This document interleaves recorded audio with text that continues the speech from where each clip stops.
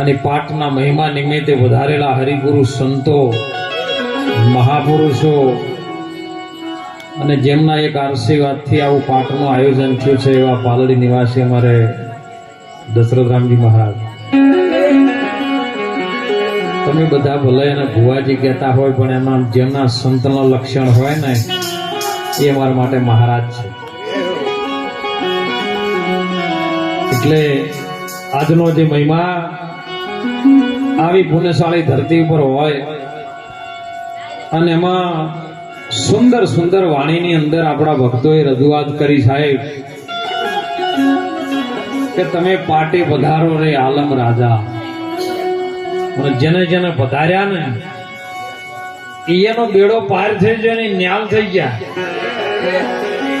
સાખીની અંદર આપણા મહાપુરુષોએ વાત કરી, રામા કહું રામદેન હીરા કહું કે લાલ, એ જેને જેને રામદીપીર બાપો ભેટ્યા ની નર થઈ ગયા ન્યાલ. જેને જેને ભેટ્યા એટલે પાછમાં આવી ગયા, પણ જેને ઓહટીન મોઢા મળી હેડ્યા ગયા ને એને કોઈ નહીં. આ તો જેને ભેટ્યા એની વાત છે.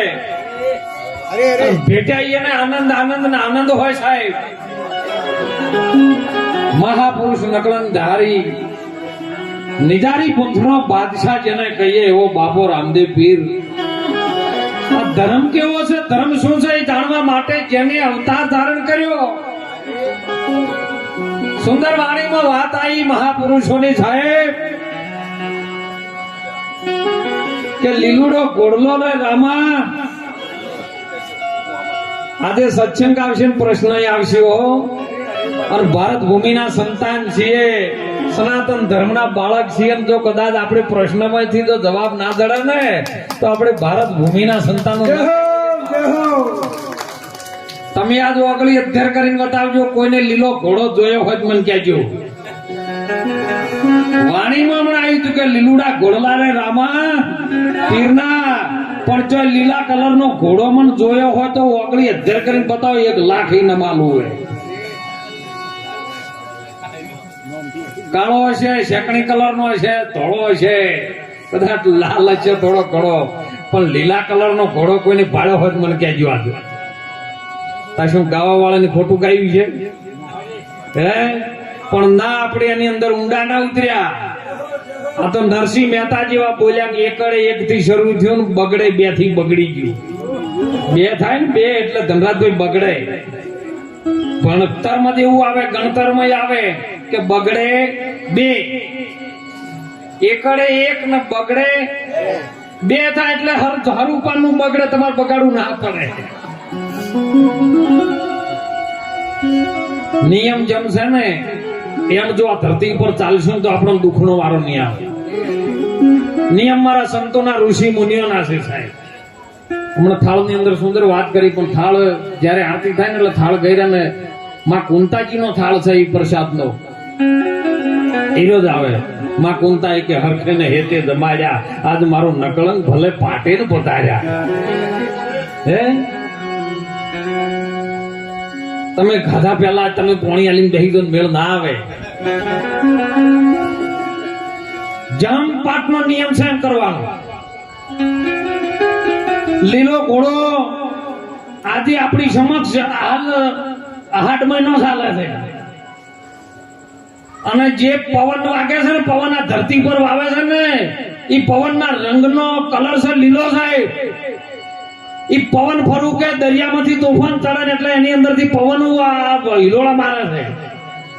અને પવન જયારે આ પાણીને આકાશ માર્ગે ચડાવે ને આકાશ માર્ગે થઈને બાષ્પીભવન કરે અને બરફ દ્વારા જમાવે અને વળી પાછો પવનનો છેડો અડે અને નીચે ધરતી ઉપર અડે અને પોણી જીતું ધરતી ઉપર પડે એટલે ધરતીમાં બીજ એમને એમ પડ્યું છે.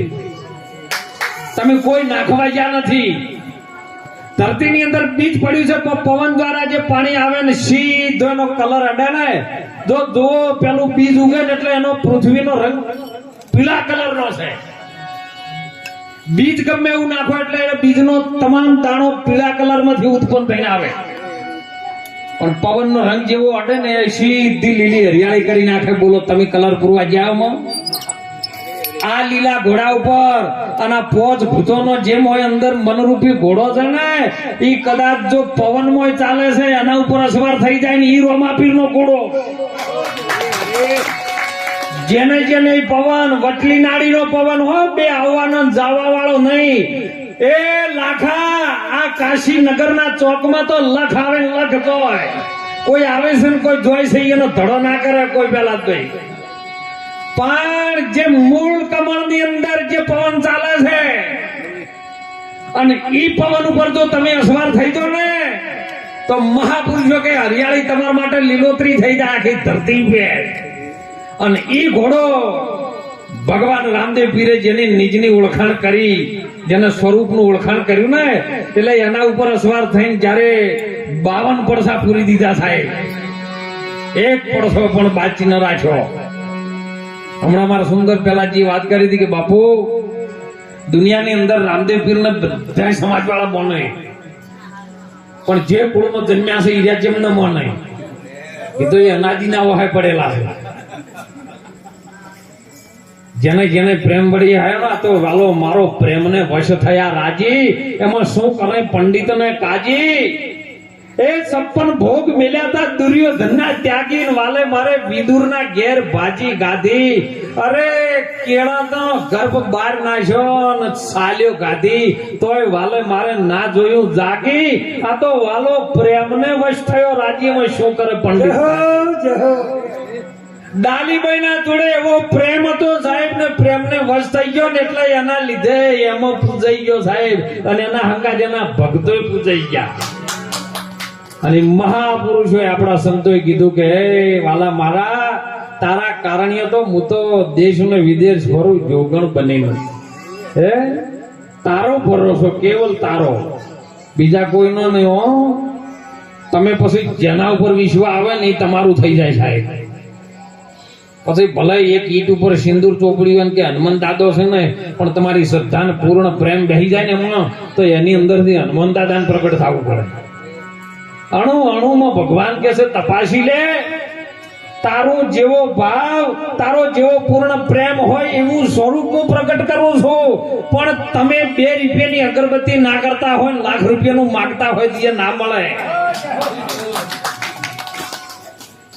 ઘણા કે છે અમે તો માતા તો માનતા જ નહીં હે, પણ તમે નિમો કે માતા શું ફરક પડશે કહો હે. એ તો આખા જગતનું પૂરું કરવા વાળી છે હે. અખંડ બ્રહ્માંડ જેને રચાયો છે. આપણે આરતીમાં બોલતા જય આદ્યા શક્તિ, આ બ્રહ્માંડ એને રચાયા. અડધી આઈ તાણે ને હમણાં સુંદર પાક ની અંદર મંત્ર આયા હતા. એ મંત્ર કોક ને ખબર પડતા તો પડે ને કે પડે એવું નહીં, પતો લાગે એવો નહીં. અને એમાં કીધું છે કે મહામાયા આવી ને ત્રિગુણી પ્રકારની માયા લાવી છે, અને એમાં હરેક આ દુનિયાનો જીવ ફસાઈને બેસી ગયો. ત્રિગુણી પ્રકારની માયા, રજોગુણી, તમોગુણી, સતોગુણી. પણ એની અંદરથી કોક નીકળી ગયા, જેને ગુરુનું શરણ પકડી લીધું, જેને સત્ય વસ્તુ જાણી ને એ આ ધરતી ઉપરથી જેમ કાદવ ઉપર કમળ ખીલે ને એવું જીવન જેનું થઈ ગયું. અને એ જીવનની અંદર જ્ઞાન થઈ ગયા. એ કીધું કે તમે રોમો કહો કે રામદે નીરા કહો કે લાલ, જેને જેને રામો પીર ભેટ્યા એ નર થઈ ગયા, એ જ્ઞાન થઈ ગયા. એને કોઈ પછી કરવા પણ રહ્યું નહીં. અને એટલે મહાપુરુષો આપણા ભારતના સંતોએ કીધું તો સાહેબ કેવી કેવી વાત કરી દો. એ વખતનો સમય છે સાહેબ. ભગવાન રામદેવ પીરનો જયારે લગ્ન લેવાય હે કે બધા લગ્નમાં આવશે પણ મારી બેન સગુણા ના આવે ને ત્યાં સુધી આ લગ્ન અધૂરો રહે. અને કંકોત્રી આમંત્રણ પત્રિકા લખી છે એને, આમંત્રણ પત્રિકા લખીને રત્ના નાલી છે.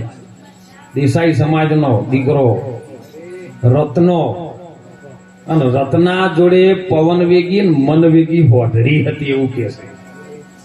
તમારી બધાની પાસે આવી હોઢડી છે જો તમે નક્કી કરો તો. પવન વેગી રે જો પવન ચાલી રહ્યો છે એના ઉપર કદાચ મન આવી જાય તો મન ને પવન એ લાખા મન ને પવન ની તમે એક ઘેર ગોઠ મારી દો, એને મૂળ ઘરમાં લાવો. મૂળ ઘરમાં લાવીને એક પવન ની ગોઠ મારી દો, પછી જોવો તમાશો કેવો છે. અને એ લઈને જયારે સગુણાને લેવા ગયો છે ને, અને સગુણાને જયારે વળતા લઈને આવે છે, હરિયાળા વનની અંદર જયારે બાદશાહે ઘેરો કાઢ્યો, દિલ્હીમાં મોગલોનું રાજ ચાલતું હતું. અને રાજ ચાલતું હતું ને ત્યાં કોકને કીધું કે આ રામદેવ પીર પડસા પૂરે છે ને, મારે રામદેવ પીરને મળવું છે. એટલે કે રામદેવ પીર એમ જેમ તેમ હાથમાં ના આવે, તમારે કશું કરવું નહીં. હે જેઠો કે મન જોર ના આવે, અને ભરપારું પટે, આલું પેલું કોઈ નહીં કે વો મારો રોમો પીર હાથમાં આવે હો નહીં. પણ એની બેન છે ને એ રામદેવ પીરના લગ્નમાં જાય છે ને એનો લગ્ન લેવરો છે, અને એનો ભણિયો બધાને વચ્ચે નીકળવાનો છે. જો તમે એને પકડી લ્યો ને એનો ઘેરો ઘાલો, અને એને કદાચ જો પકડી લ્યો ને ઈ પોકાર કરે તો કદાચ રામદેવ પીર આવે નહીં આવે. હરિયાળા વનની અંદર જયારે સગુણાઈ છે, રત્નો સાથે છે, સાથે ભણે જ છે, અને એ સમયે બાદશાહે ત્યાં પણ ઘેરો કાઢ્યો સાહેબ ને, ત્યારે જણ બંદી બનાયા. બંદી બનાયા ને બાદશાહે જે કરવાનું હતું કર્યું સાહેબ. એને એમ થઈ ગયું કે આ રામાપીરને લાવવો છે તો આ જ બોનું છે, બીજું કોઈ બોનું નથી. પણ બાદશાહના ઘેરામાં સગુણા ફસાઈ ગઈ. તાણું અમે બાદશાહ છે સાહેબ, અહંકાર રૂપી મોય બાદશાહ છે ને એમાં સગુણા છે ને એ સુરતા છે એમાં ફસાઈ ગઈ છે. અને પોકાર કર્યો કે આટલા બધા વનની અંદર જો કદાચ તાર્યો જેને મારો નાથ માનું છું, મારો નકળંગ નાથ માનું છું, મારો પીર માનું, મારો ભાઈ માનું છું, અને આ વેળાએ કદાચ જો આ બુડતી નૈયા છે, જો મારી લાજાત ના રાખે ને તો તારા નવરંગા નેજાન કાળું કલંક લાગે. અને સમય પોકાર કર્યો છે એને. પોકાર જાણે થાય ખબર છે, જયારે તમને ભીડ પડે જાણે અંદરની પીડા ઉપડે ને તાણે તમને માતાજી યાદ આવે ને ભગવાન યાદ આવે છે. અને માતાજી હમી પાસે શરતો મેં કે આટલું કોમ થાય તો નાળિયેર ચડાવવું ન ચડાવવું, તમે પેલા કરી તો જુઓ, અને જો ના હલવા આવે તો મને કહેજો, કરવું પડશે સાહેબ.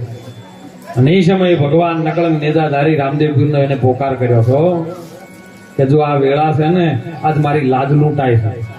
આ વનની અંદર કોઈ મારા રત્નાને બોધી દીધો છે, મારી લાજ લૂંટાઈ છે, અને જો કદાચ તું આ વેળાએ ના આવે તો તારા નામને કાળું કલંક લાગે હો. અને એ વખત સગુણાએ પોકાર કર્યો છે સાહેબ. અરે ઘડીએ રે